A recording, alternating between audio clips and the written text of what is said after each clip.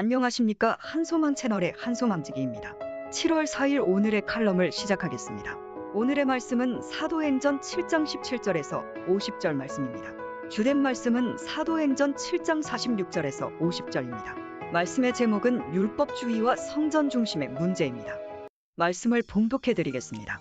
다윗이 하나님 앞에서 은혜를 받아 야곱의 집을 위하여 하나님의 처소를 준비하게 하여 달라고 하더니 솔로몬이 그를 위하여 집을 지었느니라. 그러나 지극히 높으신 이는 손으로 지은 곳에 계시지 아니하시나니 선지자가 말한 바 주께서 이르시되 하늘은 나의 보좌요 땅은 나의 발등상이니 너희가 나를 위하여 무슨 집을 짓겠으며 나의 안식할 처소가 어디냐. 이 모든 것이 다 내 손으로 지은 것이 아니냐 함과 같으니라. 사내들인 공회는 스데반을 죽이려고 법정에서 거짓 증인들을 세웠습니다.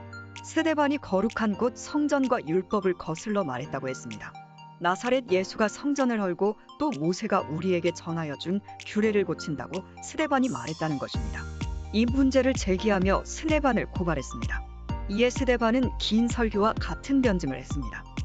출애굽 이스라엘 백성들은 하나님께서 모세를 통해 출애굽 구원을 이루어 주셨습니다.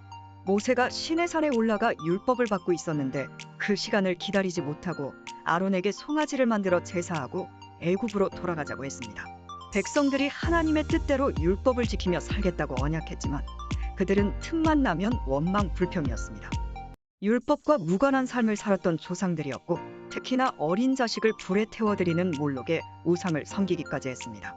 하나님께서는 진노하셔서 바벨론 포로로 끌려가게도 하셨습니다. 이렇게 율법을 소중하게 여기지 않았습니다. 사람은 율법을 지켜 행할 수 없습니다. 하나님의 은혜가 아니면 구원받을 수 없습니다. 예수 그리스도의 십자가 은혜를 잊지 말아야 합니다. 스데반의 변증은 회개할 기회입니다. 또한 성전도 솔로몬이 지었지만 지극히 높으신 분이 사람의 손으로 지은 곳에 제한적으로 거하실 이유가 없습니다. 그림자와 비유일 뿐인 성막과 성전이 오히려 살아계신 하나님의 자리를 대신한 글씨는 지금도 반복되고 있습니다. 성전 중심의 삶이란 교회당 건물 안에서의 신앙생활을 말하지 않습니다. 성령이 거하시는 우리가 성전이기 때문입니다. 이스라엘 백성들은 구세주 예수님을 못 박아 죽였습니다. 아직도 유대인들은 예수님을 받아들이지 못하고 있습니다. 율법주의와 성전 중심주의에 빠져 복음을 받아들이지 못하는 영적 교만과 무지에 빠져 있습니다. 우리도 자칫 잘못하면 이러한 잘못된 신앙에 빠지기 쉽습니다. 그러므로 날마다 깨어 기도해야 합니다. 이제 말씀을 정리하겠습니다.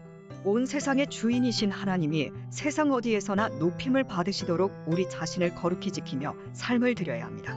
구원은 오직 예수님의 십자가와 부활의 능력입니다. 한량없는 은혜에 감사하며 오늘도 승리하시기를 축복합니다. 할렐루야. 당연한 것 아니라